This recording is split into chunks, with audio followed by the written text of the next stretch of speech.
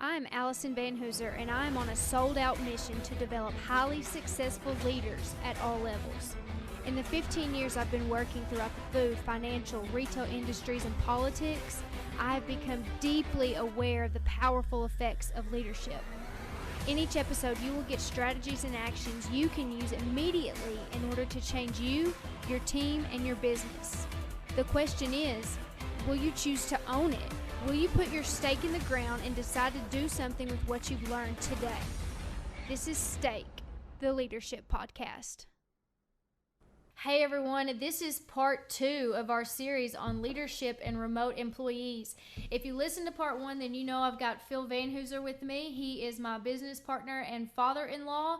We are a leadership development company together named Van Hooser Associates. We work with leaders across the country, from frontline supervisors to CEOs, to help develop them as leaders. And we're talking about the challenge that is here. It is not one of the future. We're talking about the challenge of best leading remote employees. Today, one of my favorite things to do is to give you all practical, actionable tools to help you in your own leadership journey. And Phil has created a tool that you're going to be able to use today to help you manage performance with remote employees, but also with your in-office employees. Right. Phil, do you want to do a little bit of a recap on what we talked about on our last episode? Sure. In our last episode, generally speaking, we were talking about the initial stages of dealing with your request to work mobily or remotely, right, and some of the challenges that I, number one, as a manager or supervisor, number two, as a baby boomer who learned things a little bit differently, some of the challenges I had to work through to be able to get to that. One of the things that I remember stressing in our last conversation, was how important it was for me that we would be able to maintain the synergy, the conversation, and the personal growth. And I'm literally saying what you learned from us, but also what I was able to learn from you. Right. How can we maintain that? And I'm always performance focused. How can we make sure that we meet our commitments, both to our clients and also to one another? So how can I go about making sure that that the projects and the deadlines that we've established are going to be met, and it doesn't stress me out, and I don't have to micromanage you by calling you every 15 minutes to say, so tell me again where we are on that project. So when we were talking about doing this, we talked about different tools that we might be able to either have available or develop. One of the things that we've talked about was what I call the critical incident file. Mm-hmm. I'm going to tie the critical incident file with another tool that I use that is basically just a time management and project management tool. Let me start by describing that. Is that okay? Sure, yeah. First of all, in most environments, especially where people are working together in the same workspace, it's not at all unusual for a manager, I'll call that me right now, to call a subordinate, we'll say that that's you right now, into my office and say, Allison, come in here for a minute. I got a project I want you to take on. That's not unusual. It happens every day. It also needs to happen remotely, because we still have to meet obligations. More often than not, if you go back to the traditional way that unfolds, that quote-unquote baby boomer manager would come in and tell you what they need to do, what you need to do, and how you need to do it to some degree, and when it needs to be completed. The what, the when, the how. The what, the how, the when, if you will. That's pretty traditional. Well, years ago, I developed a technique, and I realized that when you're forcing people, even though it may not be in a heavy-handed sort of way, when you're forcing people to work their calendar or their schedule around yours, it's going to bring a certain amount of stress and maybe even a certain amount of pushback. For example, if I bring you in and say, Allison, I've got this project, when you start working on it, want it done by a week from Thursday, I don't ask what other projects you're working on. I don't ask what other things you have in process at that moment. And so it's very possible that you get frustrated, maybe even angry, maybe even resentful, simply because I don't build that into the process. So several years ago, I sort of adapted that process this way. Allison, I got this project I need for you to work on. Let me explain to you why it's so important. In other words, talking about the project, not just to do it, but the why of it. So here's the why of it. Here's the importance to the organization, and this is why I'm assigning it to you. But then I ask a very simple question. I say, Allison, you understand the importance of the program, of this project now, based on what I've explained. When do you think you could realistically complete this project? Now, that is a very subtle question, but it's a very important question, I think. Instead of me telling you when the project is to be completed and making that assignment out of hand, I've simply asked you to participate by telling me, when do you think you can get it done? Now, with that question, the assumption is you're going to process all the other projects you've got going on, the other deadlines that are upcoming for you, etc., that I may or may not be aware of. Even if I have assigned them previously, I may have forgotten about them, right? So now starts, at this stage in the process, now starts the period of negotiation. So you say, well, Phil, I've got 2 other projects that are upcoming that I need to finish in the next 3 weeks. I understand how important this new project is to you. I believe we could have it done by January the 15th.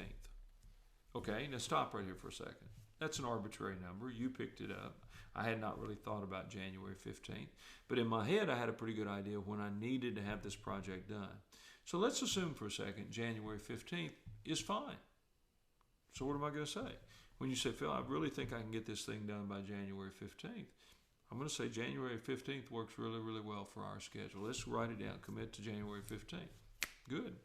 We're there. Now, if by chance January 15th, for whatever reason, doesn't work for me, I'm not going to fly off the handle. I'm going to simply say to Allison, January 15th is a little far out for me. I really was hoping somewhere around the first of the year.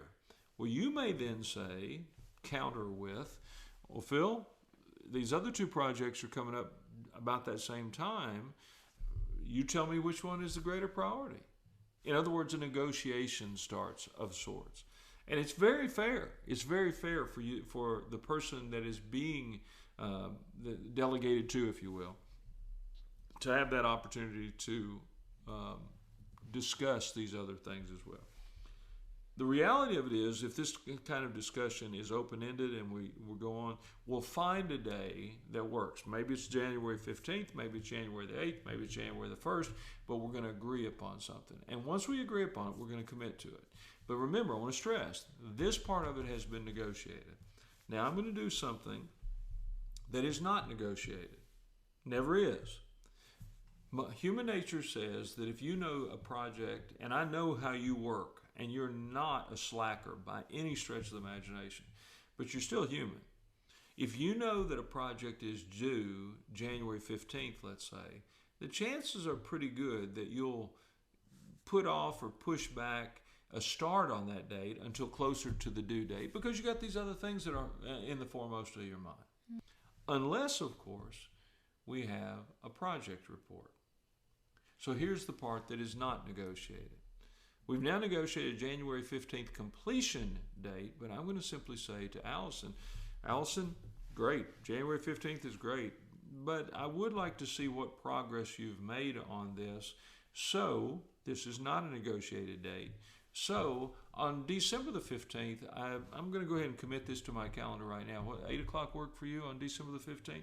8 a.m. December the 15th, I'd like for you to come in and give me a full reporting of what you've done on this project up to that point. Not negotiated. January 15th was negotiated. The update, the project report date, is not negotiated. This means that you've got to start. Right. So let me just summarize that for you all. All good stuff. 4 steps when it comes to assigning a project or setting out performance expectations. So step number 1 is why. Why is this project important? Why does it need to be accomplished? Step number 2 is you ask the question of your employee, and that's really important. You're asking them, when can you realistically complete this project? Number 3 is the negotiation period. They're going to tell you a date when they can, and if you need it to be sooner, then you'll go through that process and come to an agreement. And finally, maybe most importantly, you're going to schedule a follow-up conversation to talk about where they are in the process of completing the project. 4 steps, really easy. Right. That's something everybody can do. It's going to elevate your leadership. It's just making the commitment to following through with the 4 steps. Well, there's one other thing to it. The 4 steps are perfectly outlined by you just now. But the one thing that I have found, and most people who have not used this technique, meaning the project report part of it, will simply not know this to be true. Now, I'm about to give you a statistic that is my experience. I can't say this would be everybody's experience. But in using this over the years, it's been my experience that about 75 to 85% of the time, in other words, a significant amount of time, when that person shows up for that December 15th report date, project report date, and I say, so Allison, how you coming on that project? About 75 to 85% of the time, the person says, well, I think I'm almost finished. Now remember, the due date is still a month out. Right. But because here's the concept. It's not hard finishing a project once we get started on the project. The hard part is to start it in the first place. But once you spend an hour or two developing something, working on something, you look at the project and go, well, I might as well just stay with this and see if I can knock this thing out so I don't have to worry about it later on. That's what we do psychologically. So the simple fact of giving somebody a project report immediately increases the productivity, the time management, all these other very positives, 75 to 85% of the time. So in other words, you come in and you go, well, Phil, I think I've got it done. I'm going to say, really? You go, yeah. And I said, well, show me what you got. And so you show. And so I say, oh, I really like that. Yeah, you're good. Check that off. No. You need to do a little bit more on that. Okay, fine. So it's a little fine tuning. But we're still far down the road to completion and probably well before the scheduled completion date. Remember, managers know time is money. If we finish early, that means we're saving some money or making some money. Now remember, 75 to 85% of the time. There's about 10% of the time, let's say, where maybe 10 to 15, a lesser amount, where they come in and go, okay, Allison, tell me what you've done. Well, Phil, I've started it, but I'm at a dead end here. I don't know what to do next. Okay, we still have a month to be able to talk about and reevaluate and refocus on what's the next steps before we finish this project on time. Okay, so we're good with that. But here's the last one. Let's say this happens 5 to 10% of the time. And it especially will happen 5 to 10% of the time the first time you use this technique.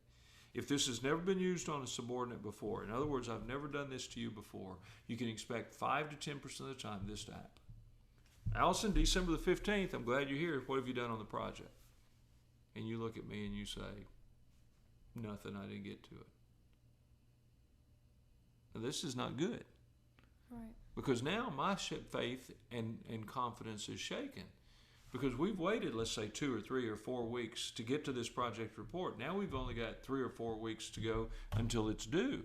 And now you're telling me you have done nothing on it. Now, I could get very upset. I could cuss and rant and rave and throw a fit and holler, but what good is that going to do? Right. What I'm going to say to you is, Allison, I'm disappointed. I thought we agreed that today would be a progress report, but since you have not given me a progress report, now my faith is shaken on the completion date. So, Allison, here's what we're going to do. A week from today, I want a full reporting of what you've done. Specifically, I want you to include having called all the vendors and having the outline, whatever. I'm going to give you assignments now that will assure that we'll move directly toward completing this project successfully on time. But I'm going to make you now report to me as opposed to asking you to report to me. And that process, by the way, once you do that once, especially if you have that unpleasant, uncomfortable conversation, chances are you're not going to have to do it again, because the employee will know the next time that they need to be better prepared for the project report. I have found this to work exceptionally well in terms of project management. But then that brings us to the other tool that we've talked about, that we were going to talk about, relative to remote workers, and that's what I call the critical incident file. A critical incident file is really, really simple, and I'll even talk you through it. You can do it with one sheet of paper. You need to do it for every employee, It's not for select employees because that can be seen as being biased or prejudicial. So if you got one employee, one of these. If you got 3 employees, 3 of these. You got 15 employees, 15 of these. Right. Now, I will tell you that I've found after you get used to doing it the first time or two, and this will be done on a weekly basis, after it's done the first week or two, then it takes about 5 to 6 or 7 minutes per employee per week. So you can sort of, schedule your time accordingly. But here's what you're going to do. You're just going to simply ask yourself this question. You can do it on the Monday of the week. You can do it on the Wednesday of the week. You can do it Friday of the week. Do it whenever you want. But I would suggest whatever day you pick, you do that consistently from that point forward. So there's always a week between these critical incident file evaluations. So you take out your sheet of paper, and you can have it in a form, or you can just do it literally by pencil or pen. But you take out this sheet of paper, and it has 2 questions on it. For the week of November 17th, the week of, what did Allison do that was above expectation? Followed by, what did Allison do that was beneath or below or behind expectation? Now you got to be very, very candid. You're not judging this over the last month or last 6 months, 1 week period. In the last 7 days or 5-day work week, what did Allison do? Well, Allison finished that project before schedule. That was before expectation or above expectation. She finished it 3 days before I expected her to. That's a check. I'm going to make a note of that. What else did Allison do? Well, I know I got a telephone call from a client that Allison is being communicating with regularly. In fact, this was a difficult client. And the client was bragging on how Allison had stayed on top of this project. Well, that's above expectation. I want to make sure I capture that. What else did she do? Well, she came to me with she took the initiative to suggest an idea for 3rd quarter of this year. Well, that's good. I hadn't even thought about that. So in other words, I'm just going to take 5 to 7 minutes to think about what did Allison do that impressed me. But then I'm going to say, after I've listed those, then I'm going to say, and what did Allison do this past week that disappointed me, that was not up to what I expected? Well, she seemed to be a little out of sorts on this particular day when I asked her something and she was a little short. I don't know why that was, but that was not what I would expect in terms of working remotely or in the physical presence. So I'm going to make a note of that. What else did she do? Well, she didn't even check in. We have a Wednesday morning check-in. She didn't check in at all on Wednesday and didn't give us a reason for not. I was expecting her to do that. That concerns me. Wonder if she's kind of blown us off, whatever. So I'm going to list those things. Again, I'm not thinking about the last 6 weeks or 6 months. I'm thinking about one particular week. Now, I know it's taken a little bit of time to explain that, but here's the other thing, and then I'll sort of let you ask any questions that you may have that go with that. Once I have these on paper, I'm going to ask myself a question. Now, what I'd asked before was, what did I observe or what have I been concerned about that she's done better than expectation, less than expectation for that 1 week period. But then I'm going to ask myself, have I talked to her about each of these things? Mm.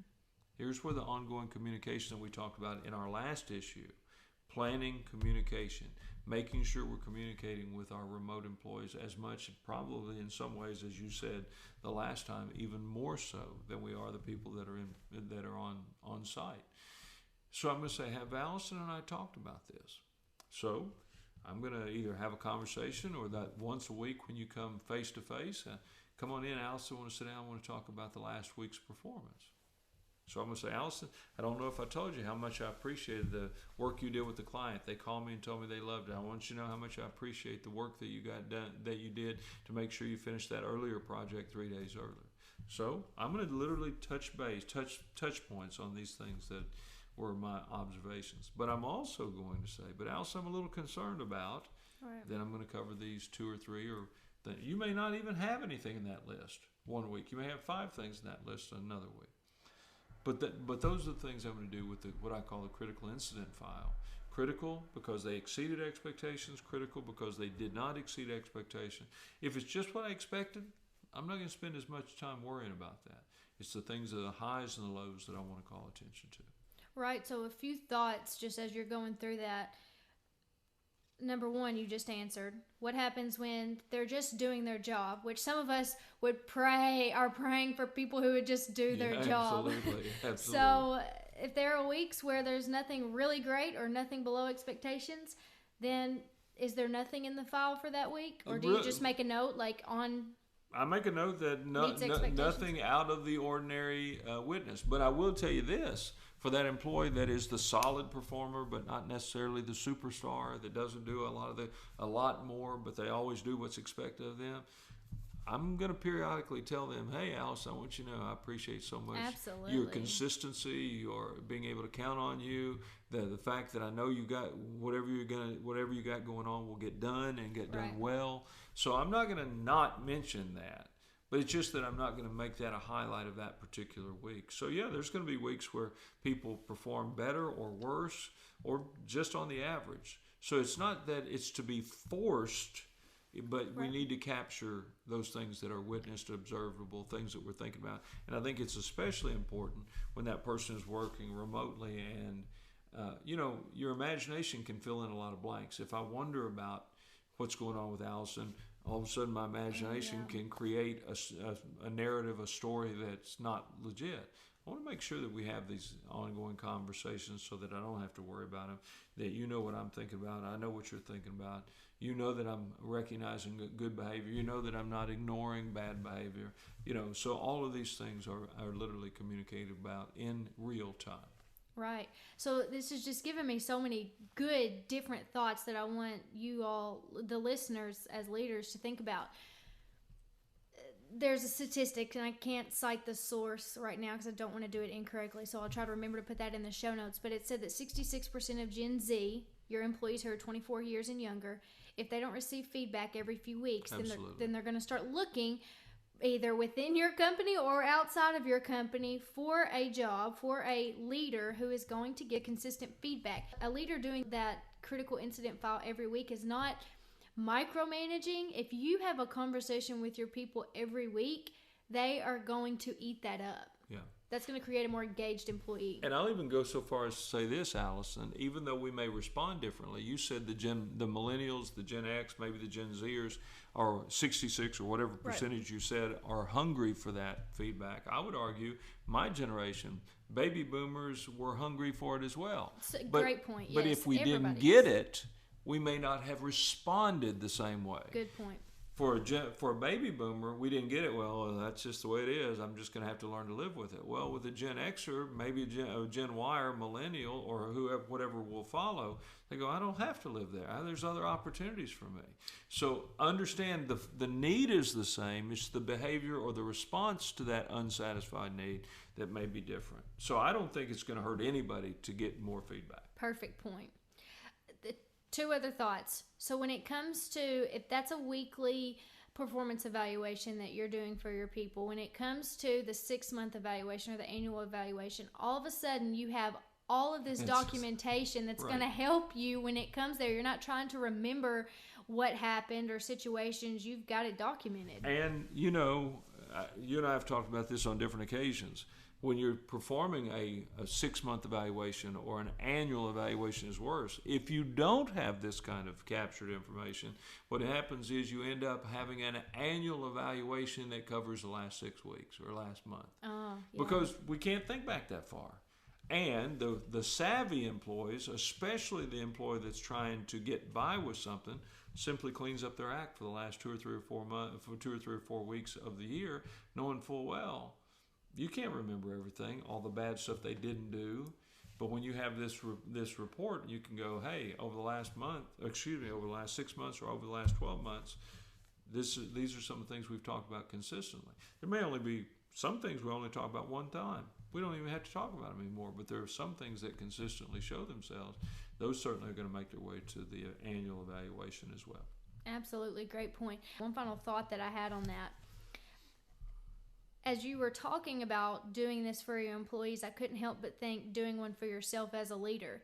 So in thinking about how you're leading your employees, did I go above their expectation this week, or did I not even meet their expectation this week. What did I do right? What did I do wrong? And that's an accountability measure for yourself to rise to the occasion and become the great leader that you want to be, and keep tabs on yourself. How are you performing, good or bad? So I like this tool for employees, but I also like it as a personal tool. I think that's a great for that 10%, the experts who are trying to elevate their game, Right. trying to do the things that other people could have done, probably should have done, but haven't done or won't do.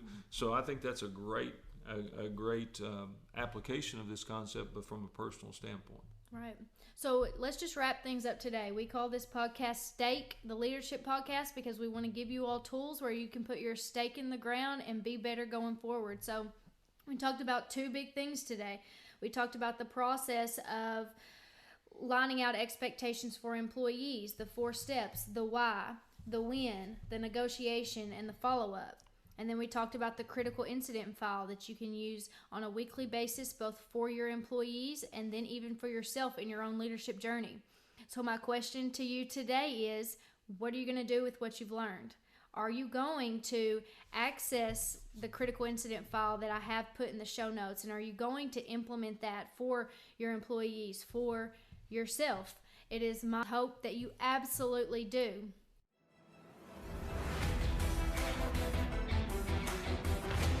Thank you so much for tuning in today. For the links to everything mentioned in this episode, check out the show notes. And if you'd like more practical, tactical leadership development content, go to www.vanhooser.com for my weekly blog and all the links to my social media channels. If it makes sense to start improving the leadership skills of your managers and supervisors, let's talk about training options for your team. Email me at allison@vanhooser.com.